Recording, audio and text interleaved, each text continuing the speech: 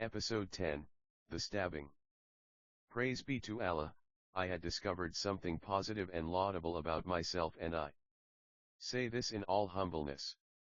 Once again I am at pains to express, although admirable in itself, it is not a proof that I am the Mahdi. With this thought in mind I resumed my pacing of the room, asking why. Why did Allah Almighty elect to choose me? Reliving the romp in the forest had tickled my memory, and an incident of a similar vein came to mind. I was in my 16th year and it was a perfect summer's night. My cousin Ahmad Ahmed, my father's youngest sister's son, and I were lying on a field in Hampstead Road, Ghost Town, Claremont. Ahmad is 1 year younger than me, and at that time we were firm friends. Thanks be to Allah, I am proud to say that at the time of this writing, though we have both gone on in divergent ways, we still keep in touch and are still as fond of one another as ever. It was about 9 p.m. the evening of the night under discussion the two of us were lying in concealment in the tall grass, observing the house in which our girlfriends Geraldine and Daphne were staying with their parents Mr. and Mrs. George, and an only brother Christopher, whom we called Chrissy, and the rest of their 6 sisters. Geraldine, Ahmad's partner, was 13 years old, tall for her age, tanned olive, skinned with light brown eyes and somewhat pretty. Daphne, her older sister of 14, was the eldest of all the children. She was also tall, but very fair, with red, rosy apple cheeks, spring blue eyes and long straight brown hair. I am not ashamed to say Daphne was my partner. She was a head-turner and I was the envy of all the boys in the neighborhood, as well as those who happened to catch a glimpse of her whenever she used to go out, which was very seldom. What is more, if it was in my power I would have made her my wife, but fate played a hand and she got married to another, and that is a story for another day. Before I venture on with this story, it is pertinent to put things in proper perspective so that doubts which can and do easily assail the mind can be countered and erased. 1. I do not wish to regale anybody with extracts out of my love life, nay, it is a serious endeavor to arrive at a spiritual truth. 2. For some of those of you who hail from different times and climes, please remember that I was born and raised in the Western world, and as such I had to contend with and learn lesson according to my environment. To give an idea of how much I cared for Daphne, I think it necessary to relate the following. My father, bless him, had come to learn of my friendship with her and felt duty bound to end it, but one day he happened to catch sight of her, and from that moment onwards approached the problem in a more subtle way. I suppose Daphne's beauty had gotten to him, and in his mind he could not fault me. From that day onwards, he felt shame to broach the subject directly with me, and thought of an ingenious way to put a stop to it. It was the winter season, and in South Africa it gets so cold that sometimes the barometer drops to below freezing. To keep warm, the people make use of electric or oil heaters. The not so fortunate ones make do with homemade heaters. During the time frame of which I am speaking, we belonged to the latter class. I do not know what the proper name for a homemade heater is, but we called it a galley. Simply put, it is a 25-liter container, tin or drum, made from zinc, steel or such like metal, which can withstand moderate heat. The top is open to easily take in fossil-least fuel like wood or coal. All along the sides are holes so that when the fuel has burnt down to red-hot coals or embers, the heat can be distributed evenly to warm up its immediate surroundings.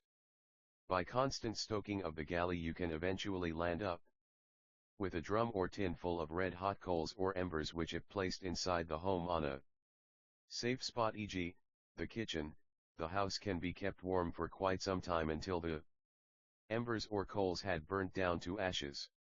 To keep me from going out, my father gave me this job, with a stern warning and a Wagging of his index finger he told me that it is my job to see that the galley is made full of burning coals or embers, and then to carry it into the kitchen and place it in the center of the floor, and then to carry it into the kitchen and place it in the center of the floor, and to beware my soul if this is not done by the time he gets home, which is usually between 11 and 12.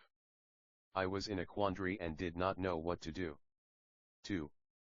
Spend every night stoking a galley and not see Daphne was just not on, but at the same time to defy my father's orders were unthinkable. By the time Akamat arrived to accompany me on the usual jaunt to Ghost Town, half an hour's walk away to visit with our girlfriends, I had come up with a plan. I had filled the galley, a tin measuring 1 foot by 1 foot square and 18 inches high, right to the top with wood. Then I stacked more wood in the shape of a pyramid with its base at the top of the tin to rise another 18 inches into the air.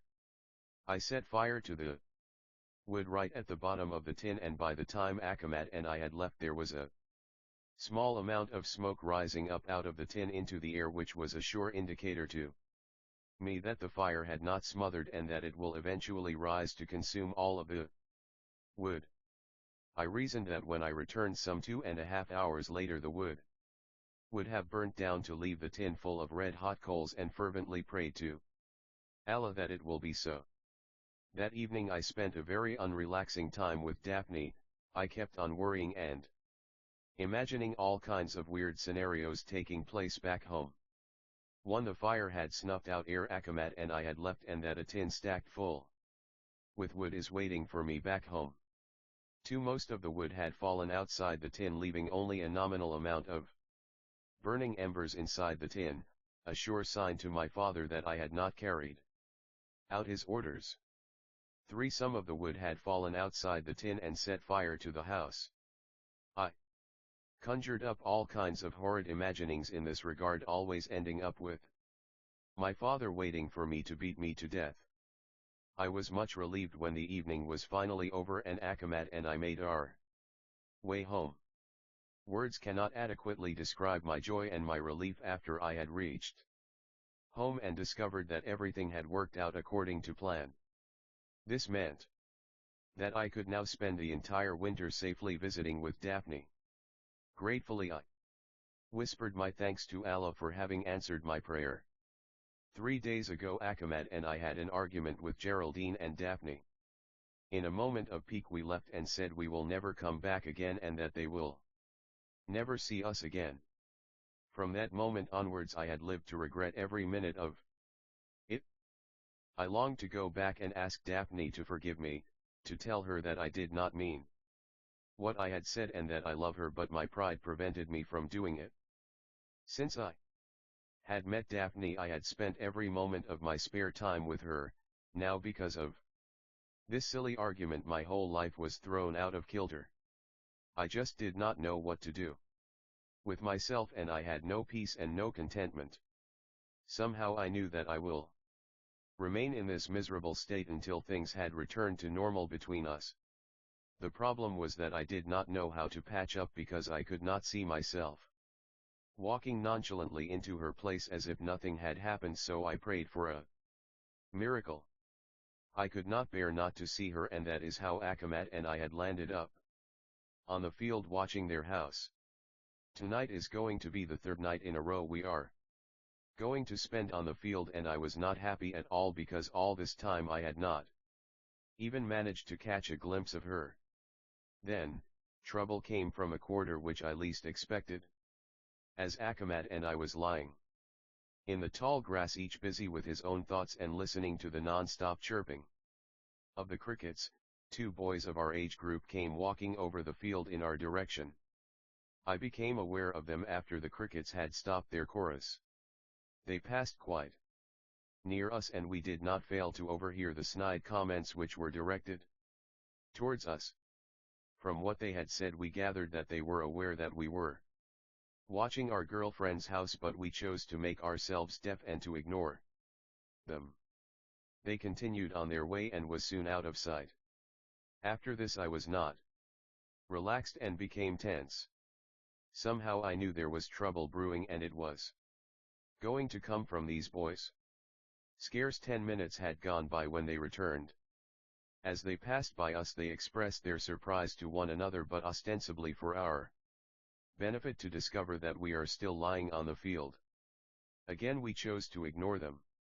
And as they disappeared from sight we discussed the matter. I could see that Akamad was upset and tried my best to allay his fears. He wanted us to get up and leave straight away for home, thereby avoiding any chance of trouble. I explained to him that this is not a viable option.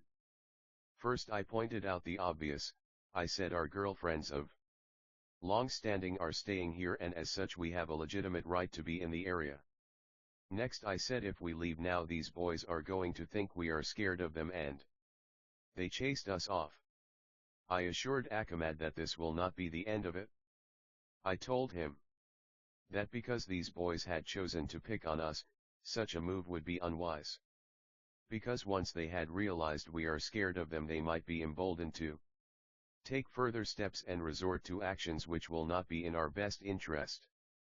For one, they can spread talk that we are spying on our girlfriend's house, that they chased us off, and that we were scared of them, and this kind of talk can only serve to dent our image.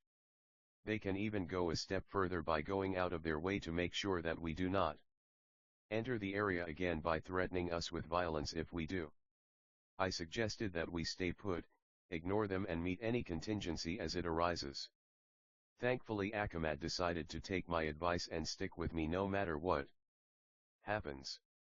After this I felt much relieved, a sense of calm came over me and I felt confident that I will be able to handle any situation no matter what. This conversation between Akamad and me had hardly transpired when the two boys came marching back over the field. Like the other times, this time we also chose to ignore them, but with a difference. Now we waited to see what action they were going to take. I was unruffled.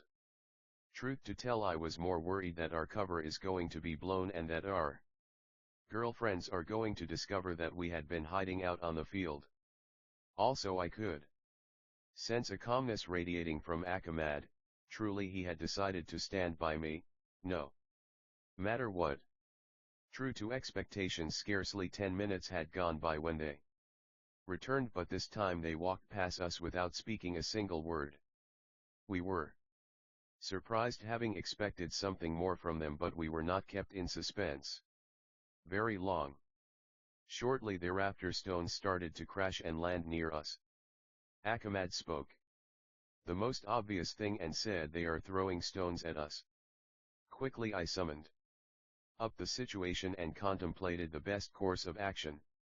One, we could psyche them out by remaining to lie on the field ignoring the falling stones, but in doing so risk serious injury to body and limb.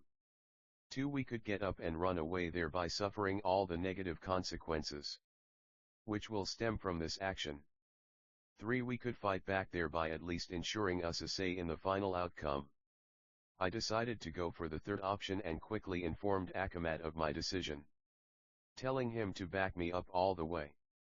Akamad signaled his support and the two of us sprang into action. As one, we jumped up and charged down on the stone throwers. There they were, standing under a street lamp not more than 20 to 25 meters away, throwing stones at us. I suppose we must have made an awesome sight as we came rushing at them out of the dark. To say that they were surprised is to put it mildly. We had done the unexpected and they were frozen into inaction. I made straight for the big one and automatically Akamad targeted the other one. So fast we were on top of them they did not have a chance to throw a single stone. At a single glance I had noticed that Akamad's adversary had turned tail and ran, and that Akamad was hot on his heels. I had no more time to concentrate on that because all my attention was focused on the big one who was backpedaling by the time I had reached him. I slammed into him at the same time, pummeling him into the face with my fists. He could not take the punishment that I was dishing out and tried to run away, but I did not allow it and crowded him lashing out with my fists. Then all of a sudden a voice whispered inside my head, and said, "Shukri, be careful, he has got a knife." At the same time, or a split second later, he came in under my guard in a crouching position and lashed out at my midriff. Bearing in mind that it was dark, I could not see a knife in his hand, but because of the voice, assumed that he had one. I took evasive action. As his hand moved towards my midsection, I increased the distance to the point of contact by bending over in forward posture so that I stooped, at the same time grabbing hold of his hand with both my hands, exerting a counter pressure to prevent his hand from reaching my stomach. Praise be to Allah, I had succeeded to keep his hand at bay, thereby preventing myself from getting fatally injured. Instead of a knife, he had a 30 centimeters, 30 centimeter long by 1 millimeter thick needlepoint, sharp object which we children called a playing stick in his hand. He had attempted to push this long stick into me, and if I did not listen to the voice which spoke to me and taken precautionary measures, he would have succeeded. Even so, the stick's reach was so long that he did manage to push the tip of it about 1 millimeter into my stomach, more or less 2 inches above my navel, drawing blood. I do not know how I did it, but I landed up with the stick in my hand. By this time, he had turned around and fled, with me chasing after him. In the distance I could hear children's voices and could clearly make out Daphne's brother Chris's voice, although I could not hear what was being said. They were playing in the road and could not fail to see what was going on, but I did not have time to concentrate on them because I was hot on the heels of my fleeing opponent. He ran to his house, and I was so close behind him that when he opened his front door, he did not have time to close it behind him. I chased him right into his home, in by the front door, down a hallway, through a dining room, and into a sitting room where his father and mother were sitting on a sofa listening to the radio. He came to a halt in front of them and stood there in a posture which exuded innocence and which cried out for help and support. I came to a halt just inside the entrance to the sitting room, watching this tableau, and for the first time managed to catch a glimpse of myself before the room exploded into potential violence. I was shocked to see the condition that I was in. Before this fracas began, I was dressed in shirt and vest which was tucked into Wrangler blue jeans, and on my feet I wore strap-on sandals. Now the shirt was untucked and hanging loose outside my jeans, with all the buttons undone and some of them were missing. My vest was rumpled up and hanging half in and half out of my jeans, and I was barefooted. I suppose my sandals became unstrapped and slipped off during all the running. The arrangement and condition of my attire was not that which had shocked me. It was the blood, as most of my vest was soaked in it, and as I looked on, it dripped onto the carpet at my feet. The boy's parents sat as if frozen, staring at his frightened face, and it must have taken them at least a minute to realize that they were not the only people in the room. Slowly, as one, their heads turned in my direction. On looking back, I realized that I must have been a terrible sight to behold. I was standing with the stabber's weapon in my hand, and they must have conjured up all kinds of horrible imaginings at the sight of all the blood. When they caught sight of me, the blood drained from their faces and their eyes grew large inside their heads. They did not say anything and just sat there as if they were in a trance. The spell was only broken after I had spoken and told them that their son had stabbed me. Then they became alive. The mother rocked backwards in the sofa, stomping her heels on the floor, and in a high-pitched voice screamed that I am lying and that her son did not stab me. The father jumped up from his seat, and with arms flapping wildly in the air, he wobbled towards me. Praise be to Allah, I quickly summed up the situation, and deduced that these people were thrown off balance and that their mental processes were out of kilter, and in the state in which they are in, they could do me Serious bodily harm, so I got out of there as fast as I could. I ran into Ahmed on the stoop, who was on the point of coming into the house to look for me. He heard the screams of the woman and imagined all sort of bad things happening to me. Lucky for me, Ahmed had my sandals in his hand and I quickly put it on. I told him about the stabbing, that I am bleeding and that we need to get home as quickly as we can so that I could ascertain the damage. Daphne's brother and sisters were milling in the road in front of the house, but I hardly glanced at them. Without even a backward glance, Ahmed and I set off at a fast pace and ran all the way home. During the running, somehow or another a positive feeling got hold of me that the stab wound is not serious and that everything will be okay by the time I got home.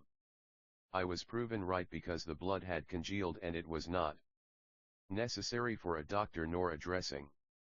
Without my mother or anybody else knowing, I disposed of the shirt and the vest and never said a word to anybody because I did not want any attention focused on Daphne. The next day was Sunday and during the afternoon Ahmed and I went to visit our girlfriends. I just knew that things would turn out all right. As we took the turning into Hampstead Road, the first thing we saw was the two boys with whom we had the fight last night. They were sitting on a street corner opposite the field of action and it looked as if they were waiting for us. As we came nearer, they jumped up and demurely walked towards us with right arms outstretched in an offering of peace. They begged us for our forgiveness and the big one went on to tell me that I am very brave and that he would be proud to make my acquaintance. We all agreed to let bygones be bygones and shook on it. Feeling much at peace with myself, we continued on our way to the house of our girlfriends where a royal welcome awaited us, and I was back in the room with Charliza. On that fateful night I looked with new eyes at this episode, seeking answers to the questions which were haunting me, and all praise and thanks be to Allah, for I had uncovered the following. 1. The mystery surrounding the galley. To keep me home at night, my father, bless him, had given me the job to see that the galley is filled with red-hot coals. This job takes at least 2 hours, the time period that I needed to be away. I circumvented it by stacking the galley with wood to twice its height. By arranging the wood in the shape of a pyramid, I reasoned that the burning wood would all collapse inside the galley. I was proven correct. The uncanny part about this happening is that I did it throughout the winter months and not once did a piece of wood fall outside the container. When I returned home at night, it appeared as if the last piece of wood had just burned out. The tin was full of red embers and the area around the galley was spotlessly clean. There was not even the sign of fallen ash. Once or twice, it had seemed to me as if somebody had taken care of the galley in my absence, but at the time I had passed it off as wishful thinking.